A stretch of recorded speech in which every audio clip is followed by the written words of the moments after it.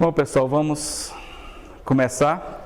Essa é a primeira de uma sequência de 3 apresentações que eu propus, essa de renda fixa, a próxima será de fundos imobiliários e, por fim, a parte de ações.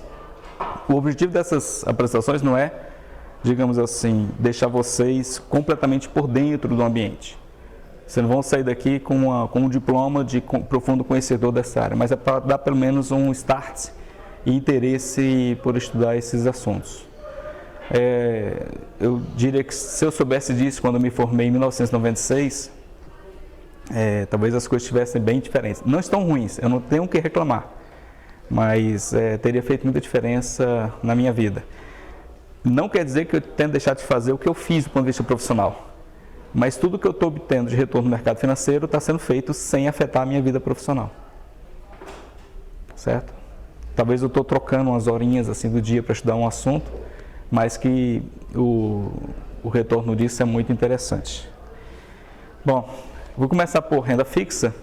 Geralmente se pensa que renda fixa é um tipo de investimento muito conservador, e realmente é, em parte, mas a depender da forma como você tratar a renda fixa, você pode ter, sim, retornos diferenciados.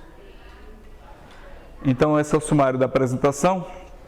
Nós vamos passar pelos fundamentos da renda fixa, falar sobre os indexadores, que são os que guiam a rentabilidade da renda fixa. Vamos falar também das modalidades que principalmente bancos e corretoras nos apresentam. Não esquecer que poupança é um tipo de renda fixa também. A escolha do ativo de renda fixa do seu emissor, porque você, na verdade, está emprestando dinheiro a alguém. Então, isso é muito importante que você veja para quem você está emprestando. Como você realiza as operações. E uma questão assim para a gente discutir é se vale a pena buscar diferenças de 1% de rentabilidade, porque hoje o que a gente acaba tendo entre os diferentes tipos de ativos.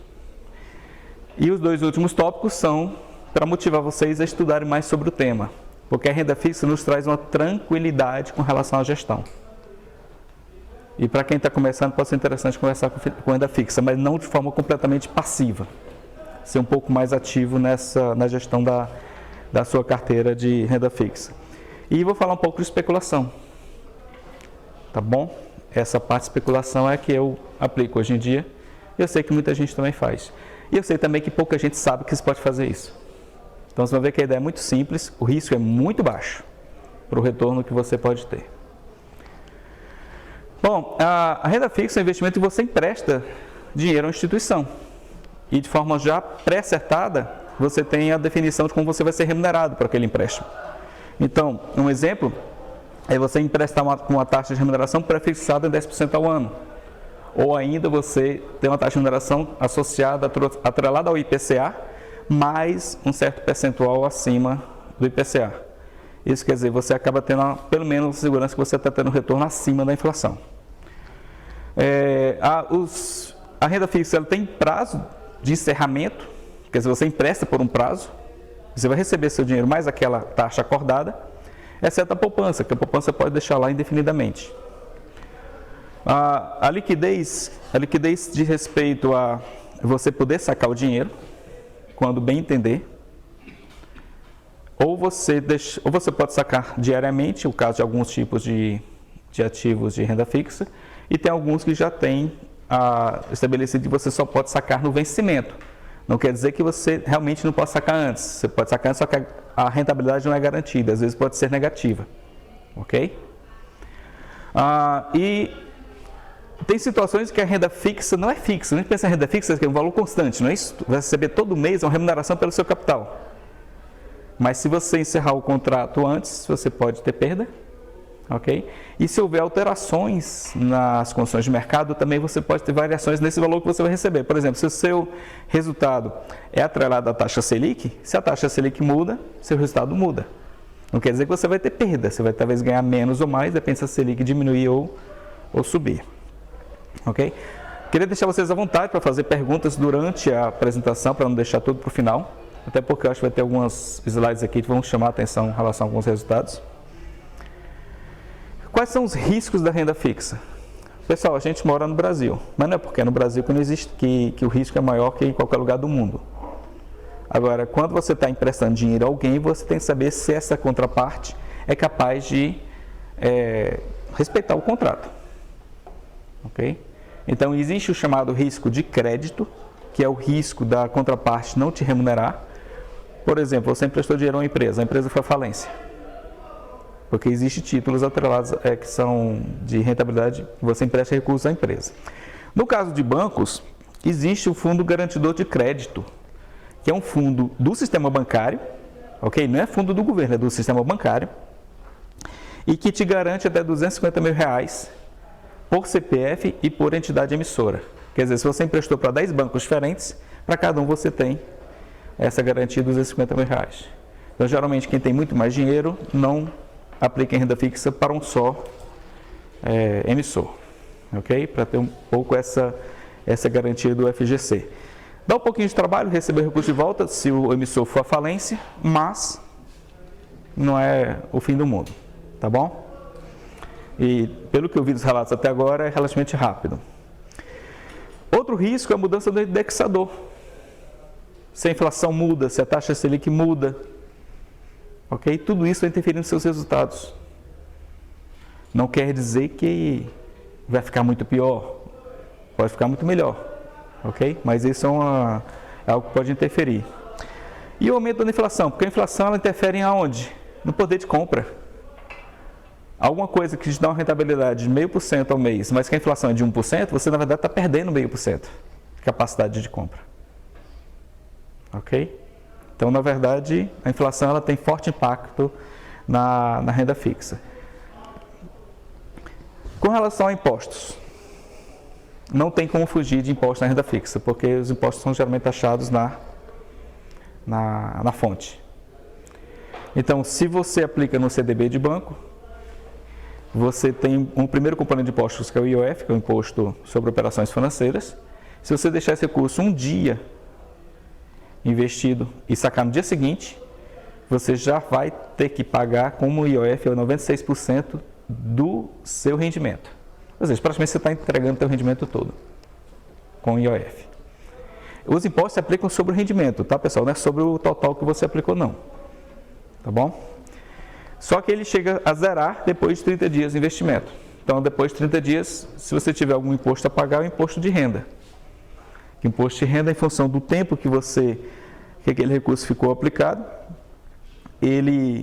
a tarifa máxima é de 22,5% do rendimento, se você deixar aplicado por até 180 dias, até 15% do rendimento se você deixar acima de 720 dias. Ok? Isso a gente não tem como fugir, porque é feito já na fonte.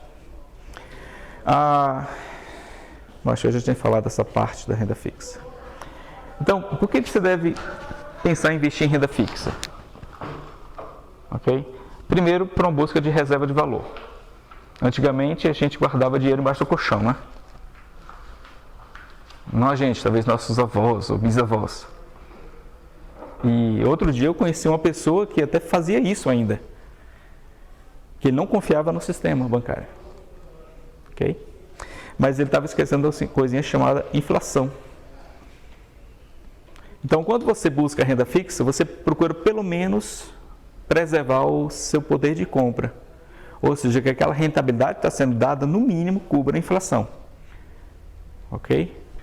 Então, só para a gente ter ideia, esse aqui é o IPCA, que é o Índice de Preço ao Consumidor Amplo, que é o nosso índice geral de preços, nossa medida de inflação para a pessoa física. De 94 até mais recentemente. 94 eu peguei porque foi o início do Plano Real. Antes disso aqui, pessoal, era assim, 70 mil % ao ano. Ok? Então, com a estabilização da moeda, esse índice passou a patamares assim, mais civilizados. Houve alguns momentos, naturalmente, um pouco mais difíceis, mas, digamos assim, de uns 10 anos para cá, nós temos tido a inflação mais ou menos sob controle. Esses são alguns breves períodos que nos consumiram um pouco o nosso poder de compra. O que eu costumo dizer é que a gente nem tem ideia que nos últimos 5 anos nós perdemos 30% do nosso poder de compra. E se os salários estão congelados, o que isso significa? Seu salário diminuiu. Tá bom? A gente não pode desconsiderar o efeito da inflação nas nossas vidas. E a gente tem todo o interesse de fazer tudo para que a inflação fique sob controle. Qualquer país, digamos, que tem um mercado de investimentos bastante sólido, ele tem inflação controlada. Inclusive, alguns países têm inflação negativa. Ok? Bom, então a primeira preocupação é proteção contra a inflação. Só para a gente ter uma ideia aqui, isso aqui é inflação acumulada, ok? Eu coloquei aqui nas abscissas, por exemplo, o teu ponto de início, desde quando? Então, por exemplo, desde novembro de 2006, a inflação até hoje está acumulada em 100%. Certo? Os preços dobraram em média de valor. Pessoal, 2006 não está longe não, tá? E se você olhar, de 94, foi o início do Plano Real, 400% acumulativo de inflação. Ok? Não necessariamente nossos salários evoluíram dessa forma. Não necessariamente imóveis evoluíram dessa forma. Eu vejo muitas análises com relação a retornos de investimento, desconsiderando completamente o efeito da inflação. E toda análise que eu faço, eu procuro considerar o efeito da inflação, porque eu estou preocupado com o poder de compra, poder de reserva, poder dos meus investimentos. Tá bom? Então hoje nós estamos aqui. Então aqui é maio de 2019. Esses dados eu coloquei nas transparências, vocês não têm acesso às transparências, vão poder baixar os dados para poder verificar isso também. Ok? Esses dados são gratuitos. Você não precisa pagar nada para tê-los. O trabalho que eu tive foi em colocar em um gráfico. Então, você pode também querer fazer o uso da renda fixa para compor uma reserva de emergência. A reserva de emergência é aquele recurso que você pode precisar de imediato para algo imediato e não previsível. Eu costumo dizer que muita coisa que as pessoas chamam de não dá para prever, na verdade dá para prever. Se você olhar o teu orçamento dos últimos 12 meses, tem algumas coisinhas que você diz, não, isso aqui não entrou esse mês, não entrou no próximo, mas você sabe que por mês você gastou R$200 com coisas não previstas. Ora, isso aqui para mim já é previsto. Então você já deixa R$200 para as coisas não previstas. E aí você vai compor uma reserva de emergência. O profissional da iniciativa privada, que é aquela pessoa que a qualquer momento pode perder seu emprego por qualquer razão, ele geralmente compõe reserva de emergência se preocupando em se manter por um período de tempo até conseguir um novo emprego. Às vezes as pessoas pensam que é para isso que serve FGTS. Depende, se você foi demitido por sua culpa, você não vai receber o FGTS. Então você tem que ter uma reserva de emergência. E o autônomo, aquela pessoa que continua trabalhando todo o tempo, só que ele não tem uma garantia de um salário constante todo mês, pode ser um mês que ele receba uma bolada, o mês seguinte não recebe nada, passa algum mês sem receber. Então você tem que ter alguma reserva para lidar com essas variações. Geralmente se pensa em reserva de pelo menos 8 meses. E eu pergunto, e o funcionário público que não pode perder o emprego? Não facilmente, né? Vocês acham que ele precisa de uma reserva de emergência?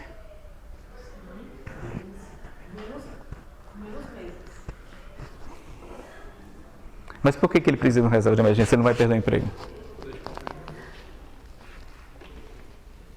Ele pode ficar doente. Ele pode ir precisar pagar um médico que o plano de saúde dele não cobre. Ele pode sofrer um acidente e pagar alguma coisa que o seguro do carro não cobre. Ok? Todas essas coisas a gente realmente não prevê como parte do nosso orçamento. Ok? Então ele precisa da reserva de emergência para isso também.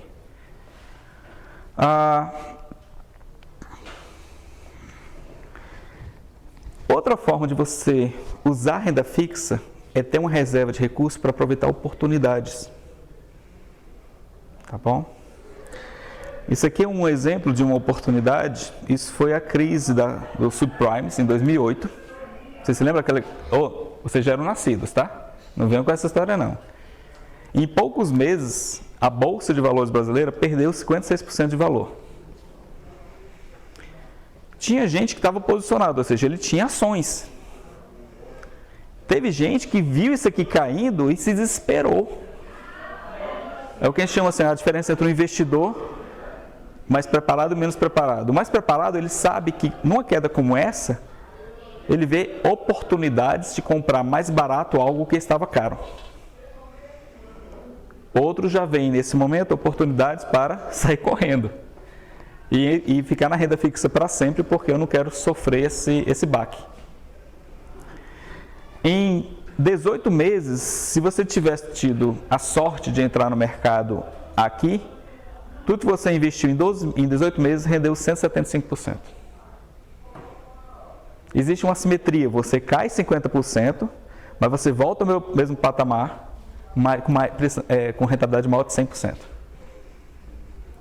Essa assimetria, ela ficar a seu favor, pode ser contra. Depende de como você começar na jogada. Se você começou aqui, você perdeu 50% e voltou onde estava. Mas se você estava aqui, perdeu 50% e acreditou que aquilo é apenas uma questão de crise de mercado, que não afetou o funcionamento das empresas, que ele vai se recuperar, afetou apenas um subsetor da economia que afetou todo o mundo, eu vou pegar um pouco da minha renda fixa e vou comprar mais ações. Ele pensa, eu estou comprando mais barato algo que tem valor. E algum tempo depois, digamos assim, por esse meio do caminho aqui, talvez ele já está com o mesmo montante de recursos que ele tinha aqui no começo. Porque você teve perda aqui, mas você tem ganhos aqui, então você acaba equilibrando. Daqui para frente é como se fosse lucro em cima do que você tinha. A gente vai ter uma palestra mais para frente sobre ações, que vocês vão ver um pouco mais de estratégias, ok?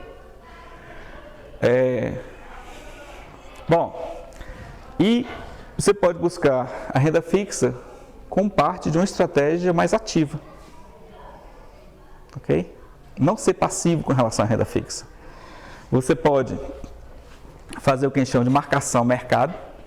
Você olha as taxas de juros, você entende como as taxas de juros interferem nos preços das cotações dos ativos de renda fixa e você decide entrar mais num e menos no outro. Tá certo? Isso a gente vai ver depois nas cotações, é que dificilmente as pessoas olham para as cotações. As cotações são gratuitas, vocês podem baixar, mas eu não conheço site que me mostre um gráfico das cotações. É o que eu começo a achar que a gente não quer que as pessoas saibam. Mas eu vou mostrar os gráficos, porque eu baixei os dados e processo os dados. Ok?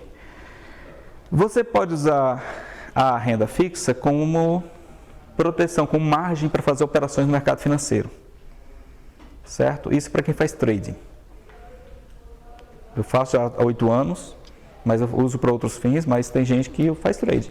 Quer deixar uma parte do recurso em renda fixa para ficar ainda preservando capital e outra parte fazer negociação bolsa de valores. Trade é comprar e vender um ativo, não é comprar e ficar esperando ele subir, não. É comprar barato, vender caro. E pasme, você pode vender caro e comprar barato. Você pode vender o que não tem e recomprar o que você vendeu. Tá bom? Ou fazer especulação no mercado de opções. Esse é o meu preferido. Vocês vão ver uma renda fixa super turbinada. Tá bom? Então eu vou abordar mais no final, especialmente esse tipo aqui. E não é trabalhoso, pessoal, fazer isso. Não dá trabalho. Tá bom, dá trabalho, uma vez por mês. 1 hora. Para você entrar no site, escolher a opção e comprar. Fazer uns cálculos básicos e comprar. Tá bom? Vamos falar dos indexadores da renda fixa. Primeiro, os indexadores mais comuns são os indexadores de preços, o IPCA e o IGPM. Bom, eu já mostrei um gráfico anterior do IPCA, certo? O IGPM, ele é um pouco diferente, porque é preço de mercado. O IGPM está geralmente associado ao mercado imobiliário também. É o que guia muitos contratos no mercado imobiliário. Tem as chamadas taxas de mercado, tem a taxa Selic. Não sei se vocês acompanham no jornal. Hoje o Copom, o Banco Central se reuniu, o Comitê Político Monetário se reuniu e decidiu aumentar, diminuir ou manter a taxa Selic. A taxa Selic é a taxa básica de juros. Ela que diz quanto o governo, se ele tomar emprestado, por quanto ele vai remunerar os seus credores. E ele tomou emprestado várias formas. Uma delas é o Tesouro Direto. Ele precisa tomar emprestado para pagar suas contas. Ok? Não dá para dizer que o governo dá para viver sem empréstimos. Não, infelizmente não dá. E às vezes é mais barato ele fazer isso do que procurar outras formas. Ele precisa rapidamente se capitalizar, então é uma forma do governo se capitalizar.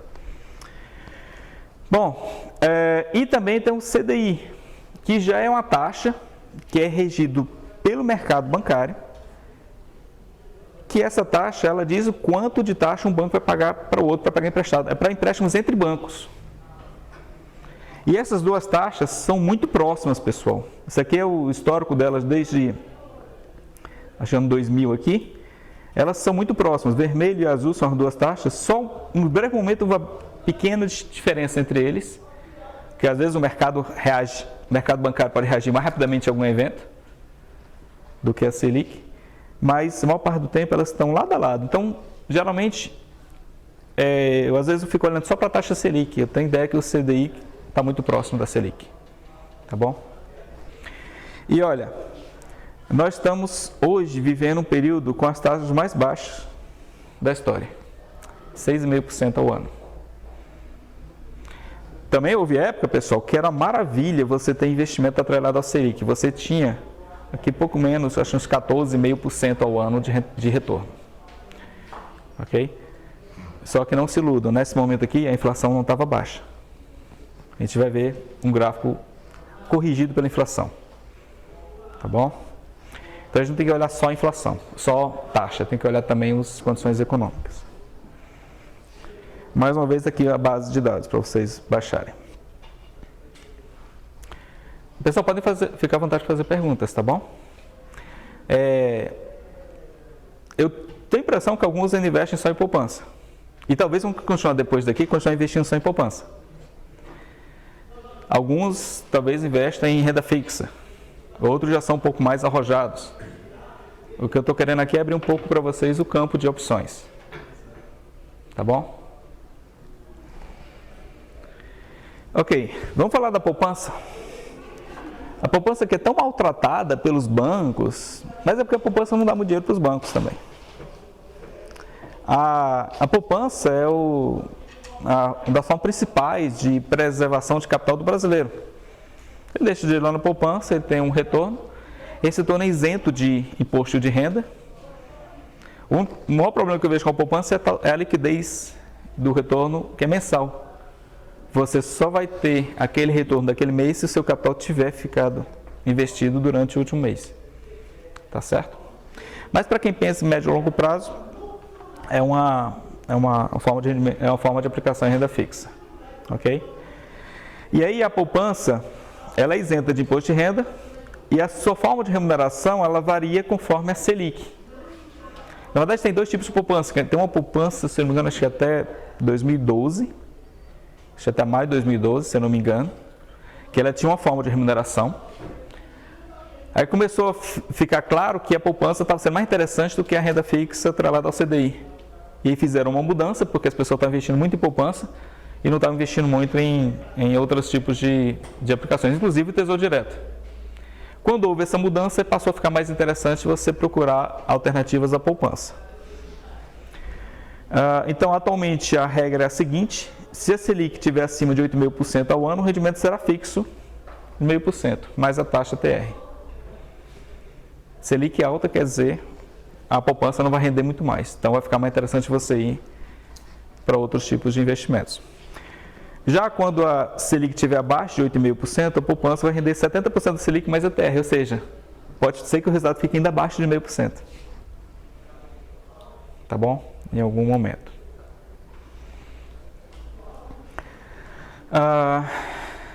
E a aplicação que você faz diretamente na rede bancária. Tem gente que tem conta somente de poupança. Vamos ver o desempenho da poupança desde o ano 2000. Eu estou olhando aqui de rentabilidade mensal e rentabilidade acumulada. Para nós que queremos preservar a capital, a gente está preocupado com a rentabilidade acumulada. E eu mostro aqui dois gráficos. Nesse primeiro aqui de cima, nós temos a rentabilidade mensal, que é o que você obtém nos dados, certo? A gente pode perceber uma leve tendência de queda com o passar dos tempos. E essa curva vermelha é a rentabilidade mensal descontada a inflação. O que quer dizer? O que realmente valeu. Você tem período aqui, por exemplo, que a rentabilidade é negativa. A rentabilidade do papel é 0,5%, tá? Você vai receber 0,5% a mais. Mas nesse caso aqui, por exemplo, em junho de 2018, a inflação foi de 1,26%. Então, na verdade, naquele mês você perdeu dinheiro. Não só aquele mês, como alguns outros meses aqui. Tudo que está aqui abaixo do zero é, na verdade, perda de capital. Ah, vou sair da poupança. Ainda não é assim. Aqui nós temos a rentabilidade acumulada dessa curvinha azul, tá, pessoal? Com o passar do tempo. E em vermelho é a rentabilidade corrigida pela inflação. Quer dizer, desde 2000, o teu capital mesmo, ele cresceu 50%. Em termos de valor. E observar que nos últimos tempos, pessoal, está quase preservando só o valor. Não está tendo grande evolução. Tá bom? Não é para ser correndo da poupança. Vamos falar do CDB? O CDB que é aquele título que os bancos nos oferecem, em que você empresta dinheiro para o banco. Você sabe que os bancos vivem em parte com spread bancário. Ele pega emprestado a uma taxa e empresta a outra taxa. Eu aplico um CDB de um banco, sei lá, 0,5% ao mês, 0,7% ao mês. Mas esse banco, se eu sou funcionário público, ele empresta para pessoas que são por meio de crédito consignado a 2% ao mês. Tá, mas se for só isso, eu empresto direto o CDB. Ou empréstimo direto para quem não pega consignado. 4% ao mês. Então é uma boa diferença, né? Vamos ser bancos? Que tal eu mostrar a vocês como ser banco, sem ser banco? E sem ser agiota também, tá, pessoal? Vamos cuidar com isso, tá bom? Não é, eu estou querendo formar agiotas aqui não. Tá ok? E esse rendimento do CDB, ele é atrelado ao CDI, que é a taxa básica dos bancos, quem sabe que é bem próximo da Selic. E aí você, no momento que você faz o investimento, alguns bancos vão te oferecer uma rentabilidade abaixo de 100% do CDI, ou seja, igual ao CDI, abaixo do CDI, e alguns vão oferecer acima. Quem geralmente oferece abaixo são grandes bancos. É como se ele dissesse, não estou precisando de dinheiro não, se quiser me empresta um pouquinho aí que eu te remunero pouco. E os que estão precisando mais são bancos menores, de maior risco, alguns empreendimentos. Tá? Você diz, mas eu estou protegido pelo FGC. É o que ainda ajuda as pessoas a escolher um pouco mais fazer investimento em bancos menores. E aí eles já remuneram a mais que 100% do CDI. Tá, ok. O CDB tem recolhimento de imposto de renda na fonte. E aí é onde a coisa pega. Em alguns momentos que você considera que você vai pagar imposto de renda, você vai perder da poupança e da inflação. A não ser que você pense no longo prazo. Se você ficar fazendo retiradas periódicas, aí fica um pouquinho complicado. Os pequenos bancos, eles te emprestam uma baixa liquidez. Ou seja, ele te empresta assim, eu só vou te devolver o que foi acordado daqui a 2 anos. Se você quiser resgatar antes, tem um prazo de uns 30 dias para resgate, e ainda assim eu não garanto o resultado final. Ok? E você faz a aplicação no CDB, não somente pelo seu banco, tá, pessoal? Tem uma coisinha muito legal nesse país chamada corretora de valor. É o meio principal que você pode encontrar melhores opções de investimentos. E não pode esquecer que nos bancos, nossos gerentes, eles são vendedores, eles recebem comissões. Não quer dizer que eles estão errados, não quer dizer que vão oferecer o pior para você, mas ele certamente vai levar em consideração o que é melhor para o banco também. Corretoras é diferente? Também são vendedores. As taxas são melhores, são mais atrativas, tem muito mais opções, mas são também vendedores. É ruim? Eu prefiro muito mais corretora do que banco. Ok? Só que eu prefiro eu mesmo fazer análise, porque eu tiro uma parte do custo dos meus processos. Tem corretoras que dão serviços, prestam serviço de auxílio na tomada de decisão. Para quem está começando, é a melhor forma de você começar. Certo? São pessoas capacitadas, que têm uma certificação, eles são certificados. O Brasil é um país que, a gente pode até reclamar ou não, mas a CVM funciona, ela faz investigações, tem controle, e os agentes do mercado financeiro eles são regulados. Não quer dizer que não possa acontecer problema, isso acontece. Mas é muito diferente que num país em que não existe uma entidade regulatória. Okay? E lá por meio das corretoras são os agentes que vão te auxiliar a tomar decisão com relação aos seus investimentos. A primeira coisa que vai te perguntar é o seguinte: em quanto tempo você precisa do seu dinheiro? Você quer fazer aportes mensais? Você quer fazer o quê? Então ele vai perguntar essas coisas. Se você disser que quer esse dinheiro daqui a um ano, ele vai te colocar quase todo o seu dinheiro em renda fixa. Porque o que ele não quer é que você depois diga que ele te indicou para algo que te dê um retorno negativo. Mas se você disser, não, eu quero daqui a 10 anos, 15, 20 anos, provavelmente ele vai botar um peso importante em ações. Então você que diz para ele quando você quer esse dinheiro. Nós somos muito apegados a dinheiro, a gente não quer dinheiro muito longe da gente, a gente troca essa segurança por redução de rentabilidade, ou de potencial de rentabilidade. Bom, eu estou pegando o caso aqui de uma curva similar à poupança, em que você está investindo no grande banco. Eu não vou citar nome, é um grande banco, todos nós conhecemos, que no momento da contratação já disse, eu vou te remunerar 80% do CDI. E essas curvas não levam em consideração imposto de renda, porque depende se você fizer saques periódicos ou se você deixar para recolher imposto de renda só no final quando sacar tudo. Tá bom? O imposto de renda muda conforme o tempo da sua aplicação. Mas eu vou olhar aqui só sem imposto de renda. A mesma condição desde 2000. Se você olhar só a rentabilidade, sempre aparentemente muito interessante, né? Só que o CDI, quando você leva em consideração também a inflação, em vários momentos, não é diferente da poupança, abaixo de zero. Aí qual é a vantagem da poupança? Não tem imposto de renda. Então, se você for investir CDB em um grande banco, aceitando pagar 80% do CDI, é melhor deixar o dinheiro na poupança. Conclusão disso. E se a gente olhar aqui a rentabilidade acumulada, certo? Somente depois de muito tempo é que realmente a rentabilidade, depois considerando a inflação, ficou em torno de 100%, o dobro que estaria a poupança. Tirando os 15% de imposto de renda, aí você fica com uns 85% de rentabilidade melhor que a poupança. Mas aí você precisou passar por todo esse período aqui, que foram períodos, pessoal, com inflação alta, com descontrole na economia. Estou dizendo que a nossa economia não vai ter descontrole mais para frente. Mas é cada vez menos provável que algumas coisas se repitam. Ok? Então isso a gente tem que olhar com cuidado. Então 80% CDI não é uma coisa interessante. Agora, se você vai procurar uma aplicação que te renda 100% CDI, certo? Na verdade não é 100% não, que é 110%, tá? O gráfico aqui já está mostrando qual foi o multiplicador que foi usado. Não é impossível encontrar, pessoal. Tem muitos bancos que oferecem 110% CDI.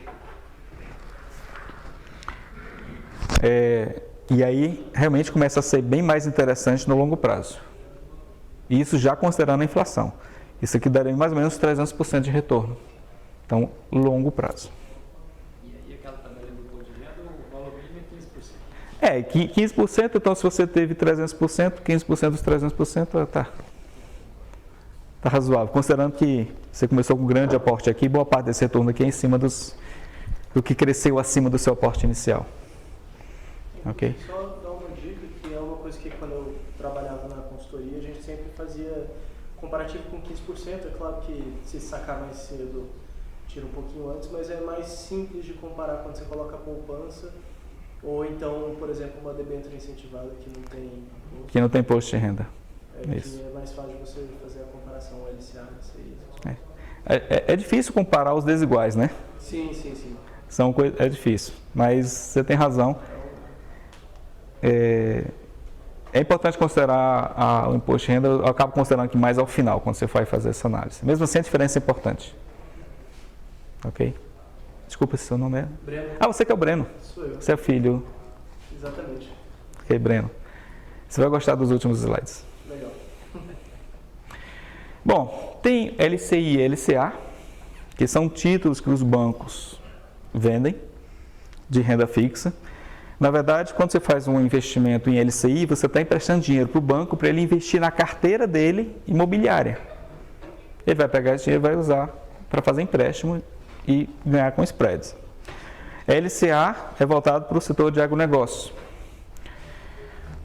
Ele é isento, essas duas modalidades de investimento são isentas de imposto de renda. Então, muita gente tem gostado por essa característica, porque são geralmente atrelados ao CDI. Não pensa que é 100% CDI, na média, em torno de 95%, de acordo com um levantamento que eu fiz. Só que a liquidez é baixa, você só pode resgatar depois de um certo período. Já vi banco falando em 3 meses, outros bancos falam 1 ano. Depende do que você contratar. Em função desse período, vai variar essa taxa de retorno. Tá ok? E você faz a aplicação tanto pelos bancos como as corretoras de valores. Mas uma vez eu digo, corretor eu gosto porque ele não me mostra só o que o banco tem a oferecer, ele mostra o que muitos bancos têm a oferecer.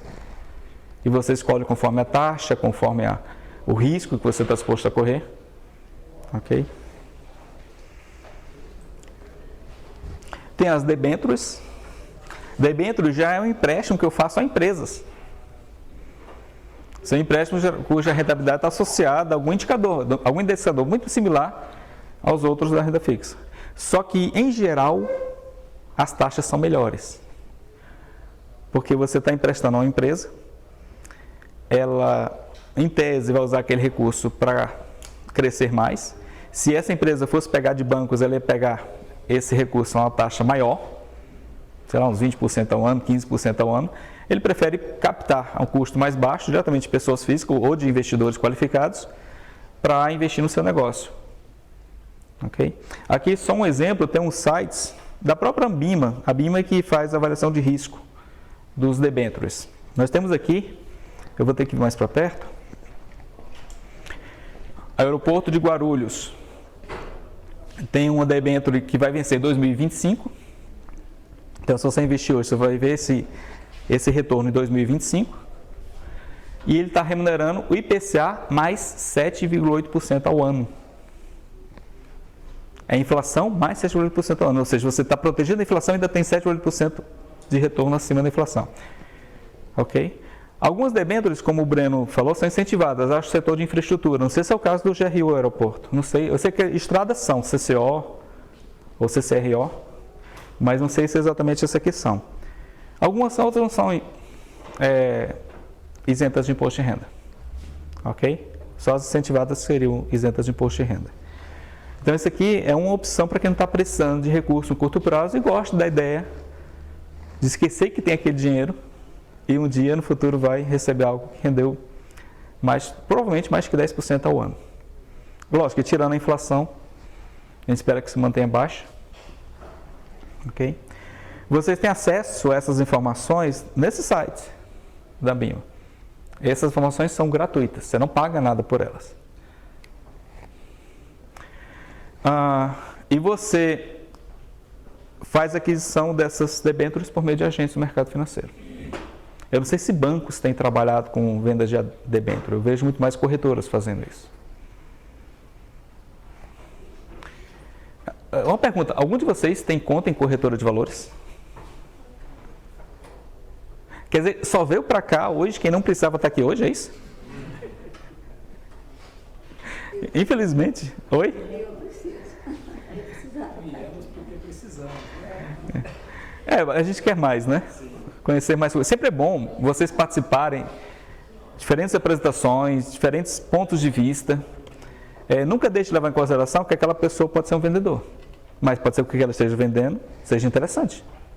Estou falando de mim não, estou falando de qualquer apresentação. Tá ok? Não é porque é vendido por alguém que alguém vai ganhar comissão que seja ruim. Você tem que olhar o que o mercado tem a oferecer. Se aquilo se mostrar interessante, o risco valer a pena. Ok? O que muitas vezes as pessoas têm dificuldade de avaliar são os riscos. Os riscos, em geral, não são colocados por quem está vendendo. Ou ele não coloca todos, às vezes até porque não sabe mesmo. Tá certo? Por exemplo, você pensa, qual o risco de você comprar um título do governo? Se o governo for à falência, não é melhor ter um CDB? Mas espera aí, os bancos estão cheios de títulos do governo. Se o governo cair, cai muito banco também junto. Então existe uma concatenação de riscos aí que a gente tem que levar em consideração. Mas não é porque existe risco que, meu Deus, eu não vou investir, eu vou colocar o dinheiro embaixo do colchão. O risco é da inflação. O pessoal tem risco em tudo. É só a gente ver como mitigá-lo. Tesouro Direto. Favorito dos brasileiros nos últimos anos. E que, aparentemente, muita gente não sabe investir no Tesouro Direto. Não tem ideia do que seja o Tesouro Direto. Eu gosto muito do Tesouro Direto porque paga imposto de renda? Paga. Mas eu tenho muito poder de escolha. E eu posso fazer marcação a mercado, coisa que eu não tenho muita facilidade com outros indexadores. Você já viu o que é isso. Então, você empresta ao Tesouro Nacional. Qual o risco? O Tesouro Nacional não poder honrar. Certo? Está tendo discussão da reforma da Previdência. Não vai resolver tudo. Vai ter discussão sobre reforma tributária, reforma política, várias outras reformas que a gente precisa fazer. Tá? Então, tudo isso faz parte do cenário de risco. Tudo isso faz com que o Brasil pague entre as maiores taxas de juros do mundo. É o Brasil. Tá certo? E ele paga para nós mesmos, pessoal. É só você se tornar investidor do Tesouro Direto. Ele vai pagar você. A gente às vezes fala, só banqueiros se beneficiam. Pessoal, isso aqui é aberto para as pessoas também. Então vocês podem ser credores do Tesouro Nacional. Você faz a negociação ou via agentes do mercado financeiro, ou via o próprio site do Tesouro Direto. Eu vou mostrar depois um link para um vídeo que é do próprio site do Tesouro Direto, mostrando como é que você faz as suas operações. É simples. Por que às vezes a gente está disposto a pagar muito mais por um CDB de um banco? Porque é cômodo. Está lá no site do banco, está no home broker do banco, você entra na sua conta, está lá já a oferta, bonitinha. Você vai pagar uma conta, aí já vem uma oferta assim de empréstimo para você, né? Vocês já notaram isso? O banco não perde a oportunidade de oferecer algum serviço super interessante para ele.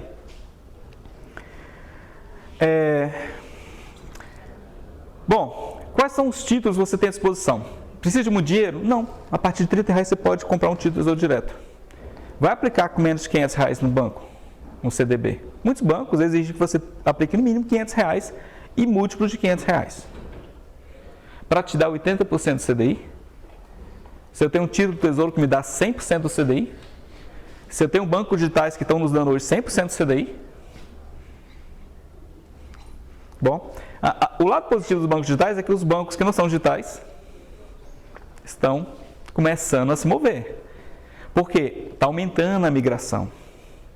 Começaram poucas coisas, mas depois está aumentando. Tem problemas nos bancos digitais? Pessoal, qualquer banco começa vai ter problema, vai ter que ajustar os seus sistemas. Existe um risco? Existe.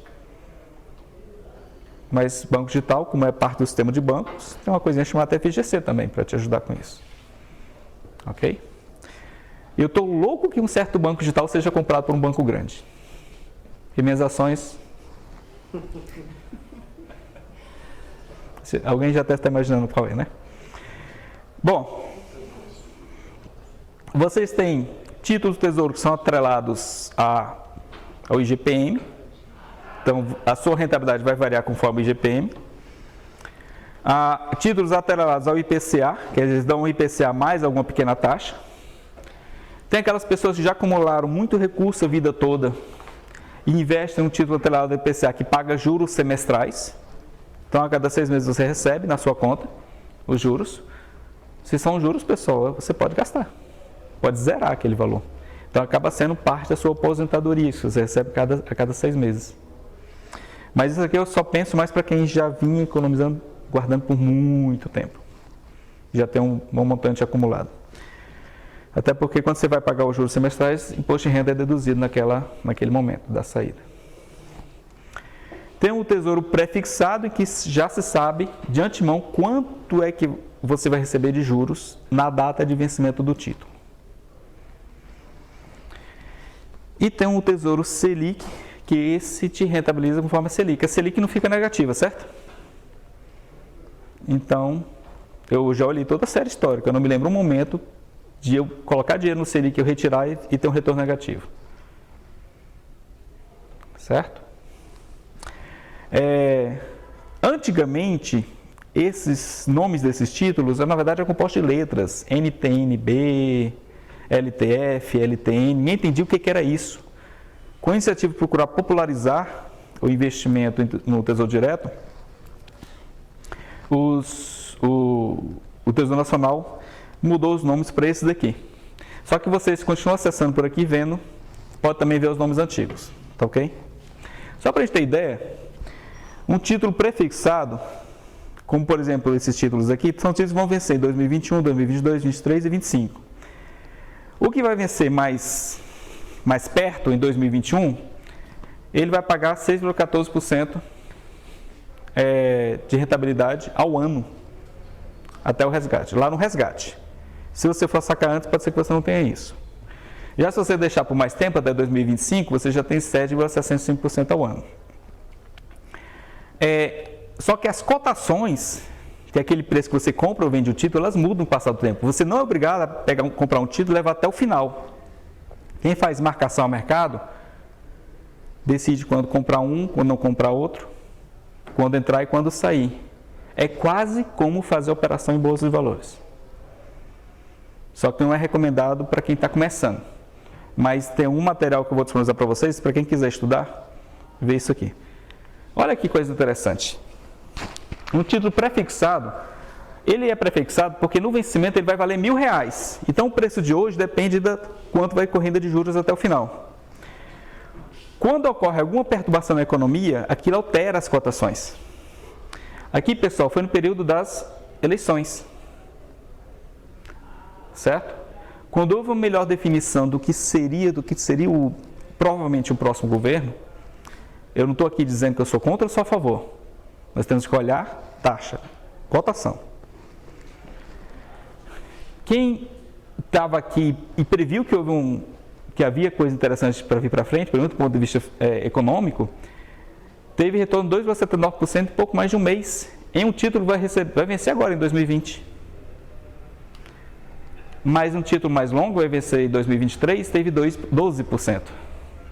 Em pouco mais de um mês. E assim, a maior parte do tempo as rentabilidades são positivas. Se ficar um tempo suficiente, a rentabilidade é positiva. Tá ok?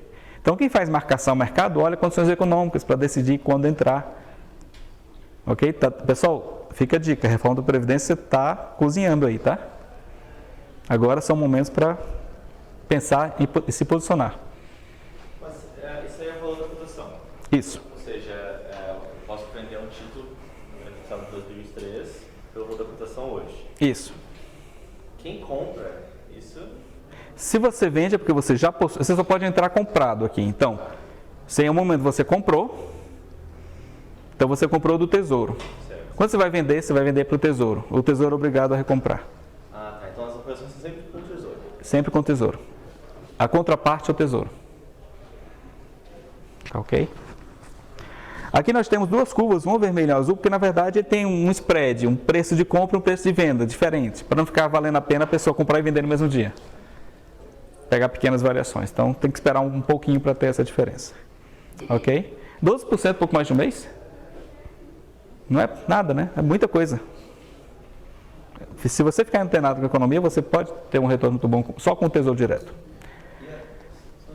Quando a operação ela é cotizada do Tesouro, ela é cotizada no dia seguinte, né? A liquidação financeira, Selic eu sei que é no dia seguinte, mas eu não sei se é D+1 ou D+2, acho que é D+1. certo? Se eu não me engano é D mais 1, né? Como Bolsa de Valores era D mais 3, agora recentemente passou a ser D mais 2. Então está ficando mais interessante. Sim, mas eu estou dando a cotização. Ah, quando você compra? E vende também. Eu não me lembro direito. Possivelmente ou é do mesmo dia ou do dia seguinte. Depende do horário que você entrar. Se o pregão está aberto lá do Tesouro Nacional ou está fechado. Não é o tipo da coisa que você compra e vende para o dia seguinte. Pois é. Que vale a pena no curto prazo. Mas você pensa em pelo menos um mês.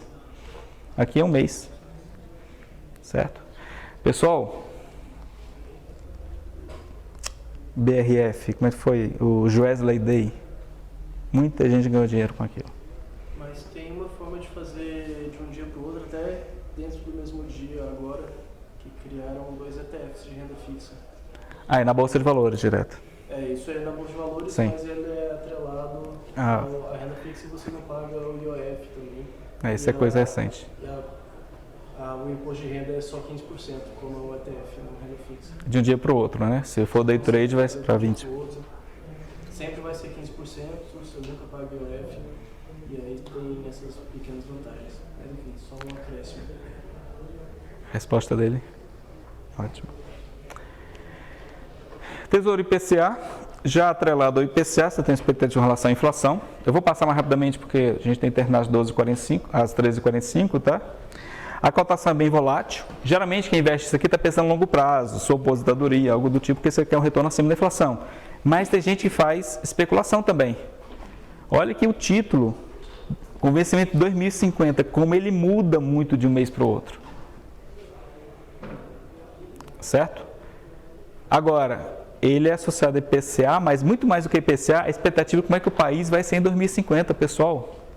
Parece difícil você prever o que vai acontecer em 2050. Mas tem consultorias que dão conselho para você negociar com esse tipo de título. Ok? O Tesouro Selic, bom, esse é o melhor para quem quer guardar grana, a reserva de emergência, porque você tira, aplica e retira rapidamente. É 100% da Selic. Ok? São diferentes. Tem hoje opções para diferentes vencimentos, 2021, 22, 23 e 25. E olha aqui a curva de retorno do Tesouro Selic. Até quando a Selic estava em um certo patamar, foi aqui em novembro de 2017, ele deve ter mudado para o patamar atual, 6,5% ao ano. Aí você percebe uma mudança na inclinação da curva. Mas assim, é para reserva de capital. Ok? Em cima, já não é para fazer negociação de curto prazo. Aí como é que você vai escolher o seu ativo e quem está emitindo aquele ativo? Aí realmente vai requerer que vocês tenham um certo acompanhamento em relação às condições de mercado. Eu vou passar a referência de um livro que é muito bom para você começar a se inteirar disso aí. Ok?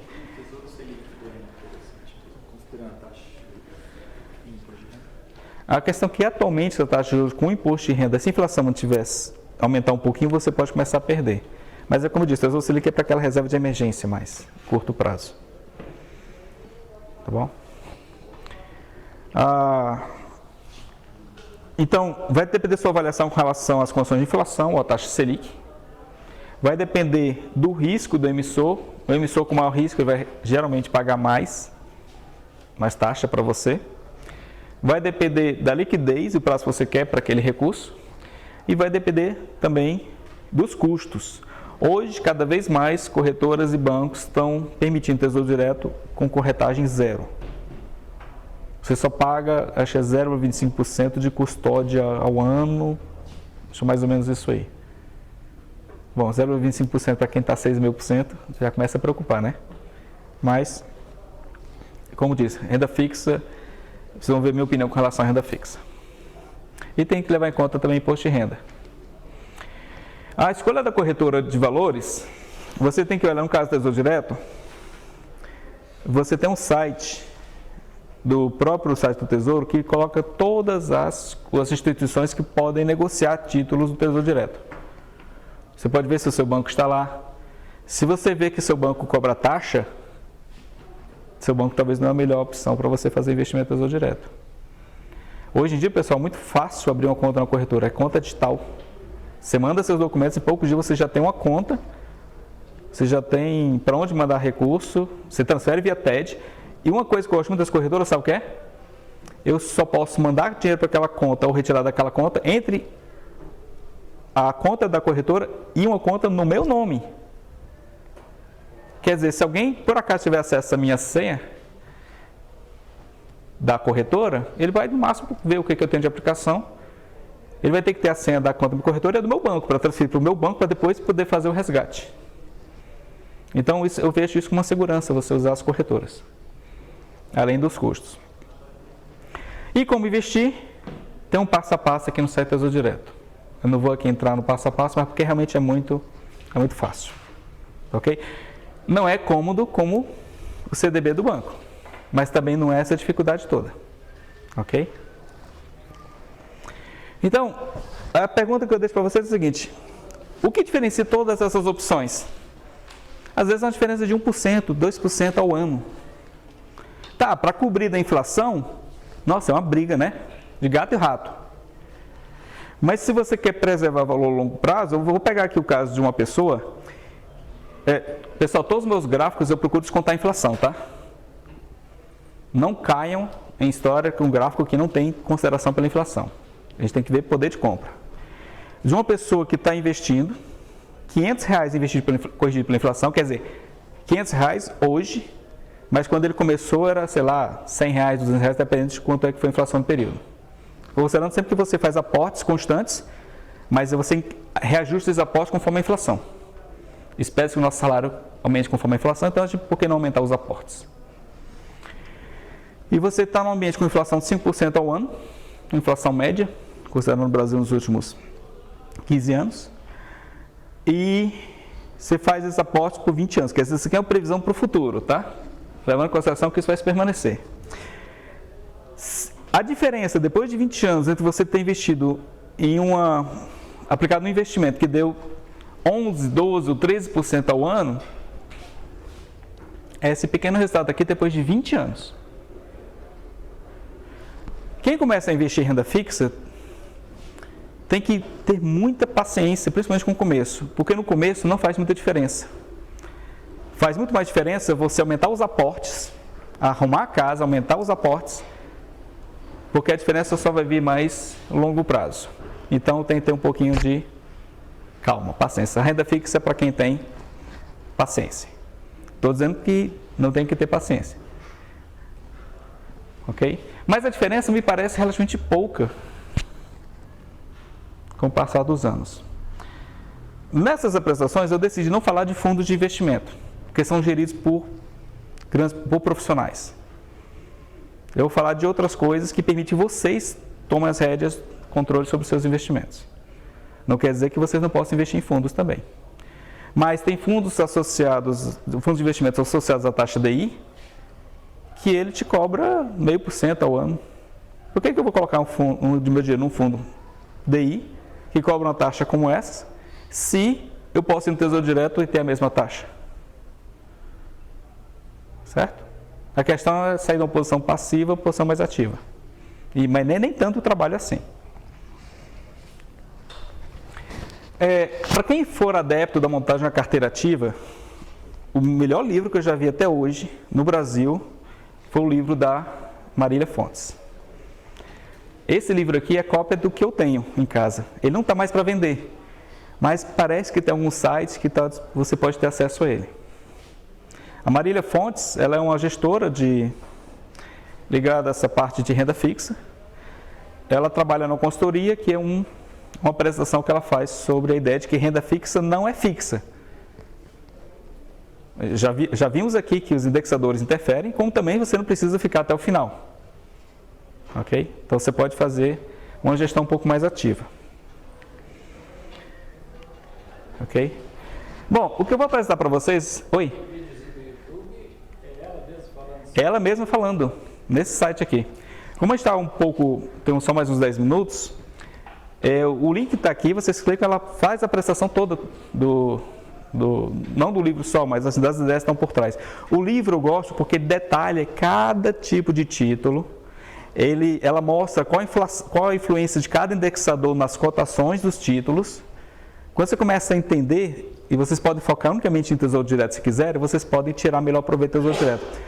Algum tempo atrás, eu ouvi dizer que teve título de Tesouro Direto e rendeu 60% no ano passado.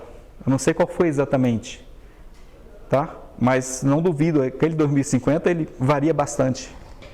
A volatilidade dele é muito alta. E a tendência, ele tem uma tendência de alta. Foi esse, né? Sabe uma coisa que tem uma tendência sempre de alta? Esse ano mesmo ele acho que ele rendeu uns 40% já. Não investiu até agora. Aí você olha para os fundos de investimento dos bancos, todos com rendimento alto. Mas o que eles fizeram? Eles compraram títulos do Tesouro.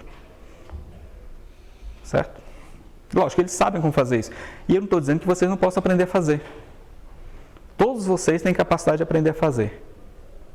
Tá ok? Bom, eu gosto de especular.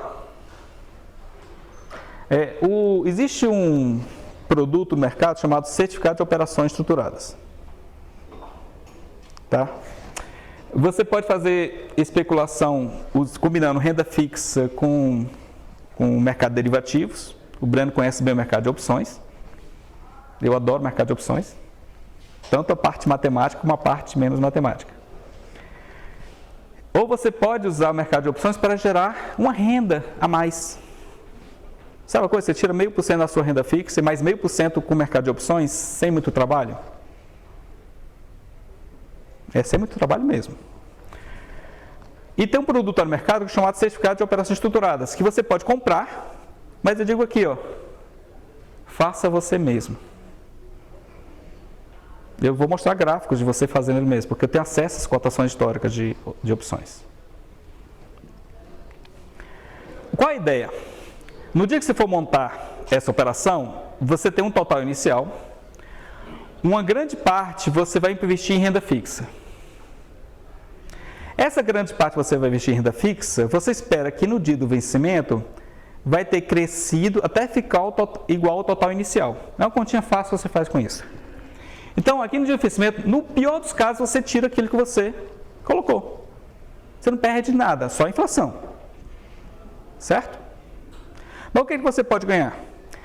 Essa pequena diferença entre o que você vai manter na renda fixa e o total que você tinha inicialmente, você vai investir, vai especular no mercado de derivativos. É um mercado que você tem ativos que podem render 2.000, 3.000% em um mês. Mas pode também ir para zero em um mês. Alguns vão para zero, estatisticamente, com 40%, com 70%, 80% de chance. Ok? Outros, vez ou outra, é como ticket de loteria. Ora, que risco eu estou correndo se eu vou manter meu capital? Quase nenhum. Os bancos vendem isso. Só que eles fazem por um prazo maior, um ano. Certo? É um produto muito interessante para os bancos. Aqui eu estou considerando uma pessoa física que só vai ter acesso a opções que tem liquidez para 30 dias, 60 dias. Quer dizer, a cada 30 dias você vai fazer isso. Cômodo, né? Você vai montar essa operação, você vai na sua corretora, vai aplicar uma parte em renda fixa, outra parte você vai comprar uma opção. Você entra no site da corretora, olha quais são as opções que estão listadas, você vai escolher um tipo de opção que eu vou mostrar aqui e vai comprar. Custa o quê? 30 centavos. Você vai comprar 100, 200, 300, dependendo do quanto é esse montante.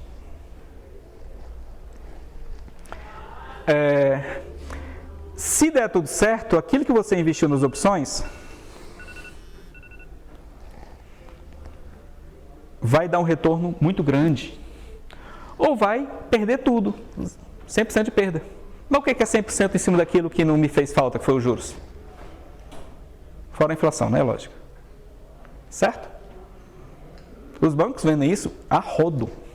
Chama-se COI. Só não dizem como é que você faz. Mas você pode fazer. Boa fonte de informações eu obtenho, pessoal, do exterior. Eu visito muitos sites, fóruns, discussões e descubro muitas coisas. Os nomes não são os mesmos aqui, certo? Não se deseja usar o mesmo nome aqui, senão as pessoas começam a descobrir como fazer. Ok? Esse é o resultado do COI, faça você mesmo, em que você o Breno vai saber explicar isso aqui, compra AC com a call ATM de uma ação bastante líquida. Pessoal, tem 4 ações líquidas, bem líquidas para opções, bem líquidas mesmo. São as 4 mais líquidas. Daí já disse muita coisa para quem for atrás dessa informação. Se você focar todos os seus recursos em uma só dessas ações, no período de 5 anos, você teria tido 80% ao ano de retorno. Em nenhum momento de rentabilidade negativa.